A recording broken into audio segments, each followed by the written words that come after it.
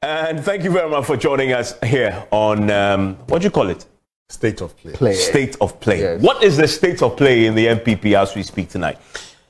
What is the state of play? There's no showdown. Why?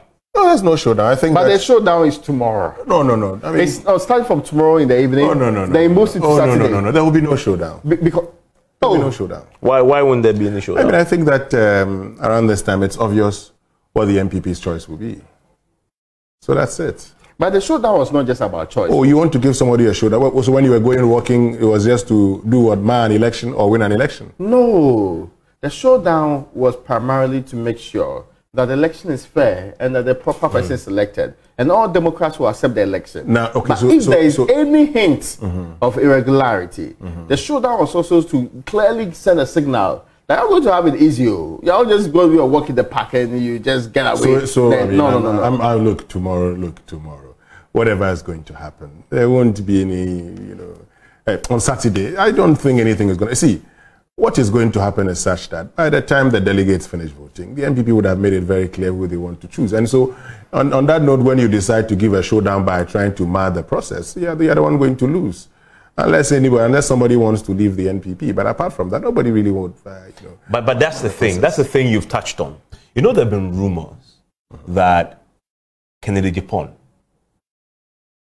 is actually contemplating exiting if he also loses the race. I don't know if you've heard those rumors. Well, I've heard a lot of things. And a very, very senior... I've heard he himself say that he is not chairman, and that any attempt to not play fair, it's not about walking out. It will be worse. Sort of almost... threatening everybody that, incinerating the party. But there's a very senior MPP officer who I spoke to, who appeared to have more information about what I'm suggesting, than even the MPP folks themselves.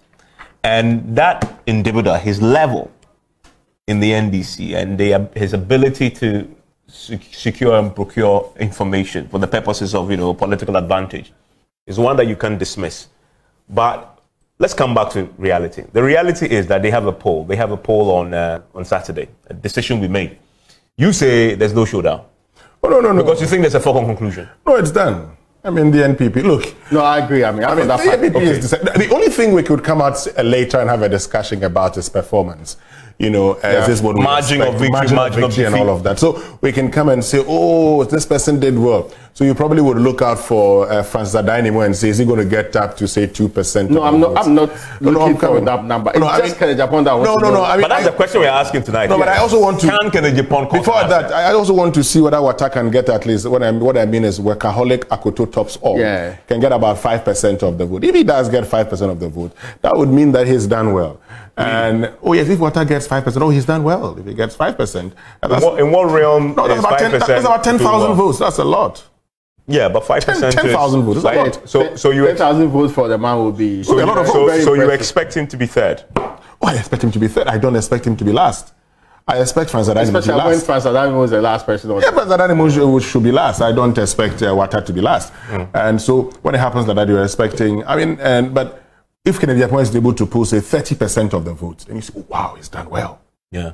Oh, 45%. Yeah, then you say, he's done well. If he gets 30%, 40%, then you're like, oh, this man is very popular in the NPP.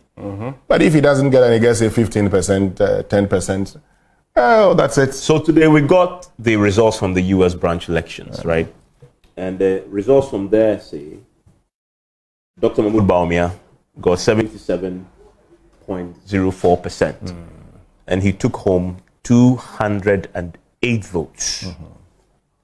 Kennedy Agyapong had 22.22% with 60 votes. Okay. You have Ewusefri Akoto, 0.37%, 1 vote. Francis Adainimo, 1 vote. Now, how much value do you place on this? What significance has this? How many of them will come and vote? How many what? How many of them will come and vote? Here? Yeah. No, but they voted already. Yeah, they voted already. Okay, so this is they voted already. So this is their vote is done. The US. This is early voting. Early voting. And this. How much value do you place on this? Oh, nothing really. I think that we know at this point in time how it's going to go. So you're saying that this will reflect the reality on Saturday? Well, I wouldn't be able to say it would reflect the reality. What I do know is that on Saturday, Dr. Mahmoud Bawumia will be elected as flag bearer of the NPP. As to the margin, I do not know. Whatever margin he gets, we will be here and have the discussion. But I don't think, I think that what Kennedy Agyapong can really do is to actually reduce the margin of victory.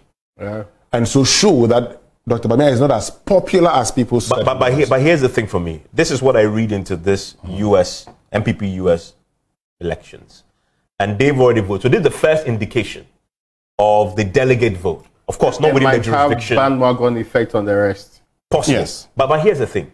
Considering Kennedy Agyapong's links in the USA, where he actually publicly states that that's where he made his wealth. And he has family there. He has family there still. He has property there still. He's lived there for years. In fact, that's where he went first and became a taxi driver. And he was an integral part of the NPP structures in the US for quite a while, right? And came back to Ghana and, of course, became a politician and went on to go to parliament, and everything else is done since then. You were expecting that among that group of delegates, he should actually be polling the 30, 35, 40%, because this possibly could be the constituency that most aligned to him, because of this is a place where he's lived for so long. His family lives there. Compared to, say, Bawumia, right? Because you do a comparison here. Bawumia, obviously, is a vice president. And so if you're MP, regardless of where you are, of course, you will know him. He's your vice president. But politics is also about personal relationships. Identity, right? Do I identify with you? This is a man who has hustled with the likes of the other, NPP delegates in the US for years, right? And identity is very important in politics. If I identify with you and I see myself in you and we share common backgrounds, chances are I'm more inclined to be sympathetic to your political cause. Sociological school. Exactly. That is why I'm saying, that's for me what I read into this. For him to get 22.22%, that is 60 votes out of, so we have 208 votes for Bawumia. If you do 60, that's 268 votes. So you have 270 people voting.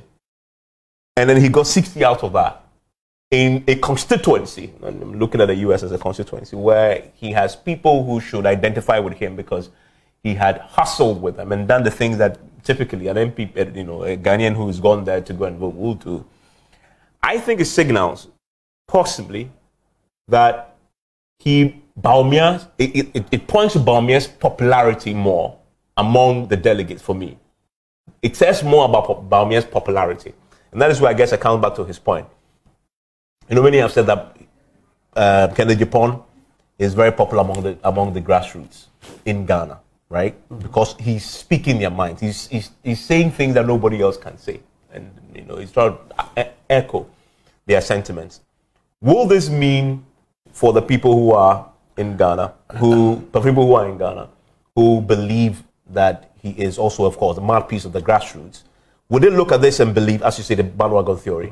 But more importantly, if he didn't get the votes among the people that he identifies with, it possibly shows that Bawumia can possibly inch towards the 75, 78. He could. But let me just chip this in, because this number is actually just to show how they got. So the voting hasn't happened yet. If I look at the NPP constitution, every external branch has 12 delegates in the main election, the presidential election. So, they would have 12 delegates as to how they use it. So maybe they could then get into the percentages, as you probably may have in the US when you're voting, and, based on the numbers for the National Congress. So they have 12 delegates, and maybe they would decide based on the percentage. So let me read, there's a preamble to this, right? It says, the NPP USA, as a tradition established in our bylaws, conducted and has since concluded the exercise of our internal poll for the NPP presidential primary elections of 2023. So this is an internal poll. Okay, it's an internal poll. Right. To give you a sense of what do people think. What do people think among them. We communicate the results of our internal democratic exercise that took place to ascertain which among our esteemed presidential hopefuls will carry the banner of NPP USA support. Yes. Oh, okay. That's what I mean. Yes. So in other words, the delegates who are going to vote. Casting a vote. So the 12 delegates who are going to go, so when they strike the average, they will know that if you had 70-something%, so 70-something of 12. And this happens in the US in their local elections. The local elections. So that's what they've just done. Where there is a rift between the true meaning of a delegate is somebody with a mandate to go and deliver on the behalf of a team. Yeah, which is the electoral college principle that they have, that you can actually win the popular vote and still lose the electoral college votes and lose elections. That's true. So that particular argument comes in, and I've been making the point that most of our delegates do not act like delegates in the first place. They act like people who are representing their personal or parochial interests, and that may be controlling how they behave largely. Let's be clear on this. And you're talking about which vote is more representative. Ken Agyapong might be popular down there, even among non-delegates. But as to whether the NPP delegate, properly so-called, will believe that Ken deserves a very huge percentage of the vote to make an election go into, let's say, a runoff, or decide to make him flag bearer, that upset is less likely. Because you keep hearing them say, we want somebody that can win the elections for us. And I'm sure when they are comparing the vice president to Kennedy Agyapong, they are more likely to think that no, the vice president has a little less in terms of blemish than Kennedy Agyapong. And that the person who is more likely to represent our collective interest. There are people, though, who are former Chairman supporters, who really believe that under no circumstance should an establishment candidate like Bawumia continue to rule. They won't leave the NPP, but they will not support him. So that grouping is there. Again, there's also the original Ken supporter who is disgruntled and disappointed. You hear the Bawumia supporters basically telling everybody now, Ken has benefited more than any other person. You heard Oparasa, right? Say Ken has benefited more than any other person. It's to disabuse the minds of those who feel that they've not been dealt with properly in the last 8 years by their own government, and the best person to represent their views and positioning. If you hear Ken going around, he says, listen, the ministers and MPs who are telling you to vote for Bawumia, those MPs and ministers, they are happy, they are excited. It is the reason why when the wife of the vice president said, Wadidi Peche, he was not happy. He was not happy because it diminishes the role he has assumed. That I'm with you, the suffering masses of the party, and I'll give you hope when I become the leader. And it is based on that hope that he's likely to get the kind of help that he's going to get. Because I think it became very clear to Ken that how rich you are, no matter how wealthy or how much money you have currently, there is no way you can compete an establishment candidate that has the availability of the state's resources available to him. Yeah, and you be see, it human, be it other forms of resource available to the individual in this case. So that's why I am not so convinced that Ken is going to show up big time, like many had believed he would do. And see, this is where I say that. When did Ken himself decide to be president? Somewhere last year. Oh. Because if he had a plan to be president all this while, he wouldn't have said some of the things he said. Yeah, or he would not put up certain behaviors he did previously. Because some of the information he put out is not being used against him. Yeah, and people are even now saying that, oh, you were used against Anas and Co. You know, so for me, this is the point. His campaign has been, yeah, I'll come for you. But the people are saying, what did he saying? That may not be true. Yeah. That could be true. But it's election, I mean. It's election. Because you're also going after others. And there are people who also may not have benefited like you have. That's true. You have had contracts. You're a chairman. You're a chairman of Defense and Interior. You were of communication previously. And you are currently chairman of the Ghana Gas Company. Yeah, wonderful. That's another good place if you ask the NPP members. And so it's good, but this is the other point. It's late in the day. Look, let me tell you something. Today, and if Ken does so well in this election, it's because the Bawumia team responded to him very late. They are not responding to him. Yeah. When the man is gone round with the same song. They dismissed him at first. And they didn't want to encourage it so that it becomes a battle. No, I don't think they did, because I know from the very onset, their own polling showed that among the candidates, Kennedy Agyapong, was carrying a lot of sway among the delegates. No, they didn't dismiss him as a candidate. They dismissed him as somebody, when you respond to him, it's going to cause you more damage. So you pretend he's not in the race. You get my point? See, the expectation right from the beginning is that if he says this and they'll dismiss it, or they'll fight it, or they also send people like Oparasa is doing right now to go and actually rebut it. They didn't do so from the beginning because they were afraid that Kennedy Agyapong, if you allow him, the things he's going to descend into the gutter with. You remember his most recent comments about the wife of the vice president? I mean, see, he says, I won't respond. But if I respond, to collapse her marriage. What kind of response is that anyway? It is much more loaded than having to insult even the woman. But here's the thing. This is the kind of expectation that they have of him going to the election. So don't provoke him. Don't give him boot for boot. So it doesn't become this kind of conversation that we don't want to allow the conversation to descend into. Yeah, you see, this is because the thing. If this guy goes out there, he was threatening MPs. He says, I know you have contracts. I know you are doing illegal mining. I will expose you all. Such an individual. How on earth are you going to fight him in the gutter? Here's another information that I picked up over the weekend. And this was coming from an MP, an NPP MP, that Kennedy Agyapong and his people, apart from the public threats, are actually actively sponsoring candidates. Oh, he would do that? Actually sponsoring candidates against them in their constituencies. Yeah. He's already mentioned that. In fact, he's gone out there to say, if you go against me, I'll also pursue you. That's no big deal. And because of his wealth, and this is a very experienced politician who was telling me you could see worry written over his face. And this is a constituency where he's had it, walk in the park for quite a while. And now for the first time, he's going to come up against somebody. And he tells me that person has been sponsored from the camp of Kennedy Agyapong. So clearly, the Bawumia camp is aware.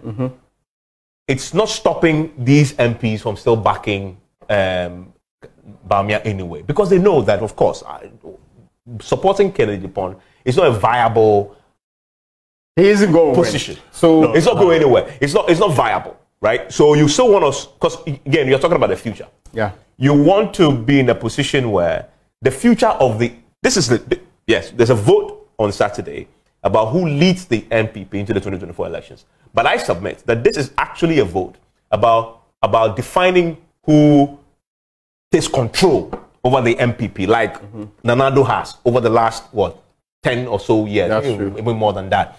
And so it's far more important than just electing a presidential candidate. In fact, it is more because, look, the likelihood is, because of the 8-year rule, that the possibility that the NPP loses the election in 2024 is very high.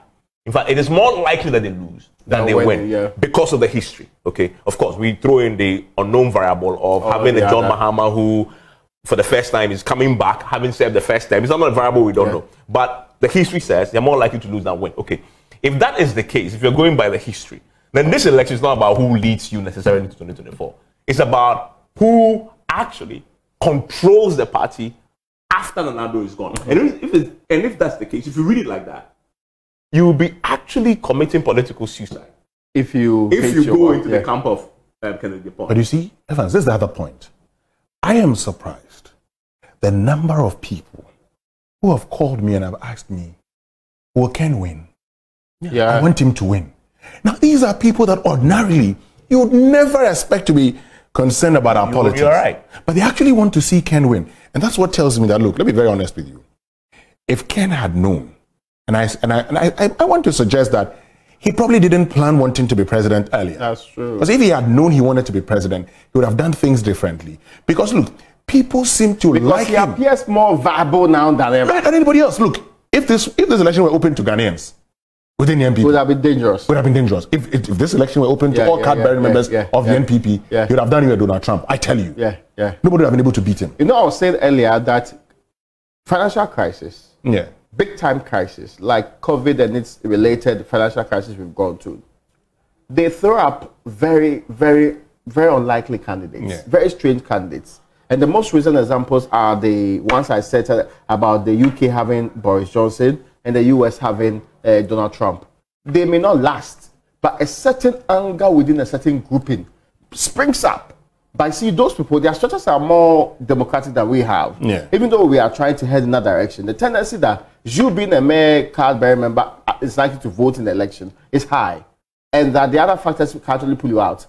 So, if that claim of having a larger pool decided the election, even in the NPP, I'm not so sure we would have been bold enough to say here that it is a done deal and that the vice president is. We wouldn't have been able to say that. We would not be in the position to make those declarative statements. And everyone, some of the people who have reached out to me, you know them.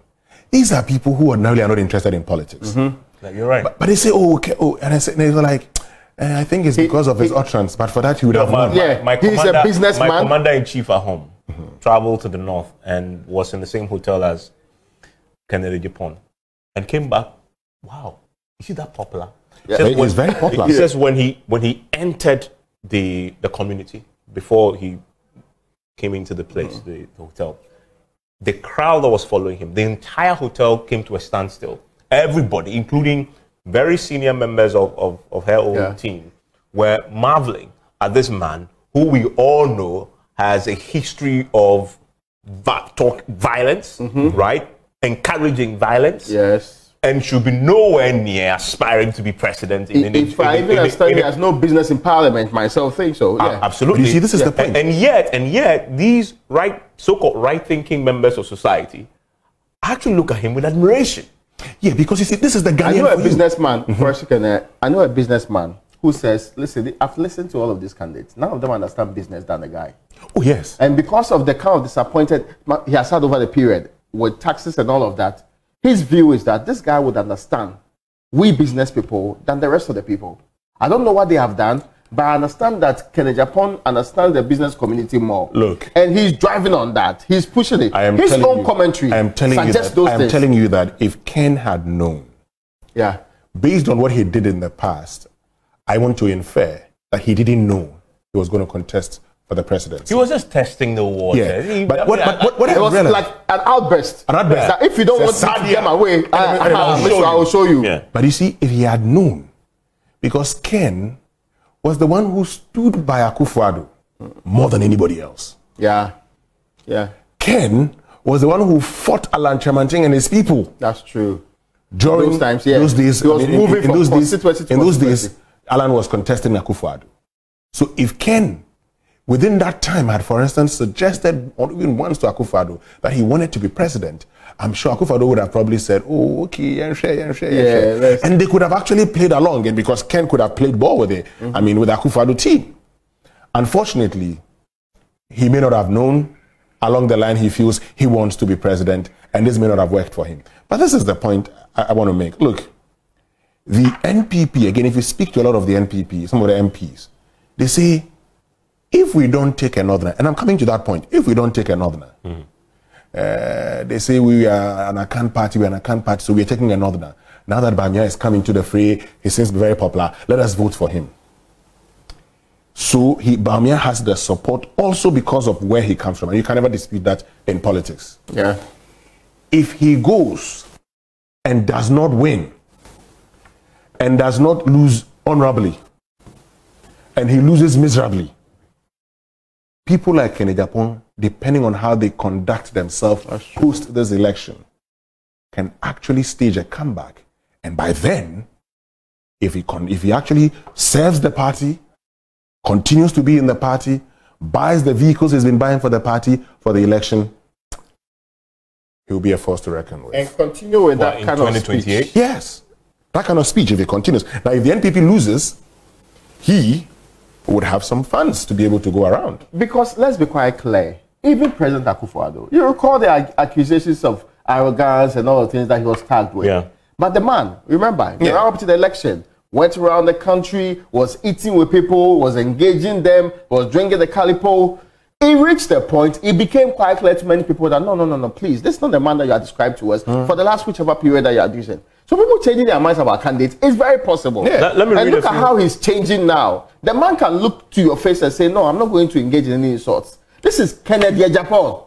Ever saying me, I'll not give boot for food, boot and engage in insults in the Republic of Ghana. Let me read a few of the messages. Asante Peter says, man, whatever the man said is true. Then Ghanaians don't like truth. That's all. Hello, I'm pleading in the name of God. If someone can kindly help me. Okay, well, somebody's making a few funds on the page. It says, Amega says, Baumia all the way. Asante Peter says, never again. Abdu says, good evening, Evans. The MPP is in good position to win the general elections come 2024, His Excellency Alhaji Dr. Mahmoud Bawumia becomes the flag bearer of our great party. Asante Peter says, what did they not say about a current president? Well, they said everything about him, and of course they still elected him. So that's what I'm saying. That, I mean, it was almost impossible to think of Akufo-Addo as actually making it through this process.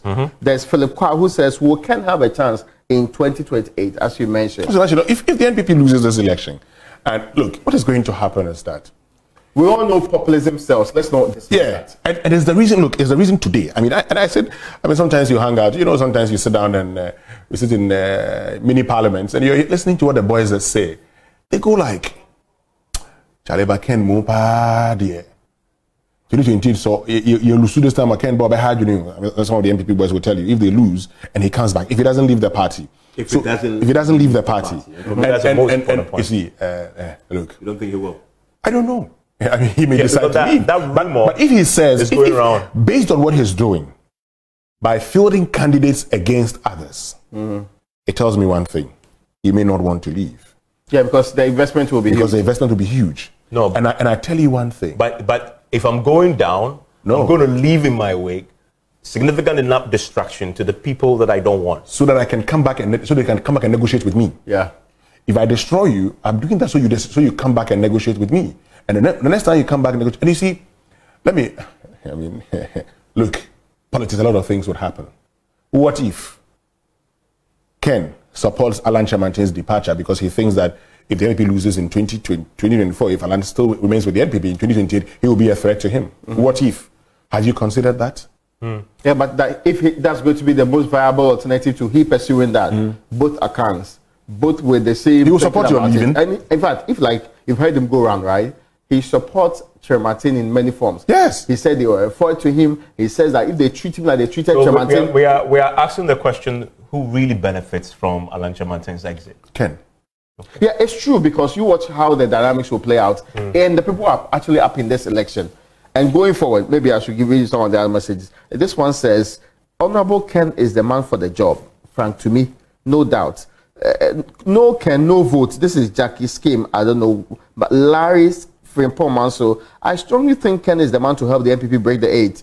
Bernard Samoa, Ken has the message. He likes to do something for Ghana. That's Mother Ghana. And this one says, I agree that Ken never planned to be president. All he was concerned about was business, etc. You remember him saying all his dreams about his money and fight. That is what is being said by John K. too. Okay. So, I mean, some of these people have the thoughts in that direction. So the verdict is, Ken cannot cause an upset. That's the verdict from all of you. Okay, he will not win. And yeah, I mean, of course. But the upset could also be in the sheer number of votes that he gets. That I do not know. That I can't say for now, because anything can happen between now and Saturday. Because you see, what I know is he won't. If he gets above 30%, he's caused that will show. No, that's a very serious one. That's an upset. That's an upset. One third of a party won't support him. That's dangerous. That's an upset. That's an upset. Anyway, so we'll see what happens on Saturday. You want to join us on television, traditional media, from 8 to 10 on the Join channel. Tomorrow. That's on Friday. Friday. Tomorrow. 8 to 10 p.m. 8 to 10 p.m. And he's going to be there. You've not seen his face with us for a while. He's going to be there finally to do this. Enjoy the rest of your day.